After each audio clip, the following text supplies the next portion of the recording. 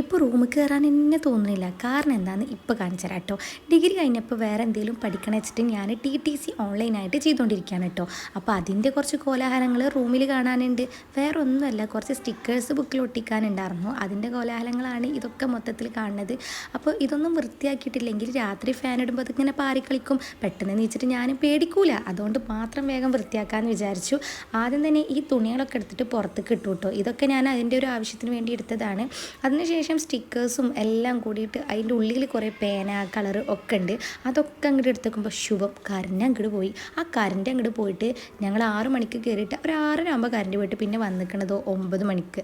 അതിൻ്റെ ഇടയിൽ കുറച്ച് തുണികളൊക്കെ മടക്കിയൊക്കെ ഉണ്ടായിരുന്നു. അതെല്ലാം അങ്ങോട്ട് മടക്കി വെച്ചു കേട്ടോ. അതിന് ശേഷം ഞാനൊരു 9 മണിക്കാണ് പിന്നെയും വർക്ക് സ്റ്റാർട്ട് ചെയ്തത്. വർക്ക് എന്ന് പറഞ്ഞാൽ ഈ പണികൾ തന്നെ. എന്നിട്ട് വേഗം തന്നെ മൊത്തം ആ ചപ്പും ചമ്മലൊക്കെ ഒന്ന് അടിച്ച് വാരിയെടുത്തു. പിന്നെ എന്തായാലും ഒരു പണിക്ക് ഇറങ്ങിയാൽ വെച്ചിട്ട് മാറോലൊക്കെ ഒന്ന് തട്ടി കൊടുത്തു കേട്ടോ. മാറോല ചെറുതായിട്ടേ ഉണ്ടാവുള്ളൂ. ഞാൻ ഇടയ്ക്കിടയ്ക്ക് തട്ടലുണ്ട്. അപ്പോൾ മാറോലൊക്കെ ഒന്ന് തട്ടി കൊടുത്തു. എന്നിട്ട് മൊത്തം ഒന്ന് തുടച്ചിട്ടപ്പോൾ റൂം ഇതാ അൽഹംദുലില്ലാ റാഹത്തായിട്ടാട്ടോ കാണുന്നത്.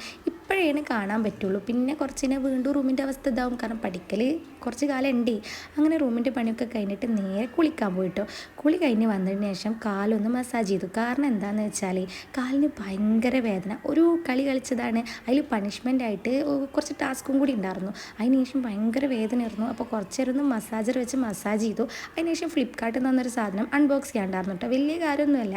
എൻ്റെ ഐഫോണിൻ്റെ ചാർജർ ഉണ്ടല്ലോ, അത് കേട് വന്നിട്ടുണ്ടായിരുന്നു. അതിൻ്റെ ഈ കേബിൾ. അപ്പോൾ പുതിയ കേബിൾ മേടിച്ചതാണ്. എൻ്റെ പഴയ കേബിളിൻ്റെ കോലം ഒരുമാതിരി ആയിക്കോണം. കാണിച്ചു തരാവേ. ഇങ്ങനെയാണ് പഴയ കേബിളിൻ്റെ കോലം. പിന്നെ എന്ത് കിട്ടിയാലും നല്ല സൂക്ഷ്മതയോടെ വെക്കുന്നത് കൊണ്ട് പെട്ടെന്നൊന്നും കേടാവലില്ല അല്ലേ. അത് കഴിഞ്ഞിട്ട് എല്ലാം കഴിഞ്ഞ് നോക്കുമ്പോൾ ഒരു ഏകദേശം 9:45 10 മണിയാവാനായിട്ടുണ്ട്. അപ്പോൾ ഇന്നത്തെ വീഡിയോ ഇത്രയേ ഉള്ളൂ. അതിന് ശേഷം നേരെ ലൈറ്റൊക്കെ ഓണാക്കി ലൈറ്റൊക്കെ ഓഫ് ആക്കിയിട്ട് വാം ലൈറ്റ് ഇട്ടിട്ട് അങ്ങോട്ട് കിടന്നുറങ്ങി. അപ്പോൾ ഇത്രയേ ഉള്ളൂ. പിന്നെ കാണാം. ബൈ.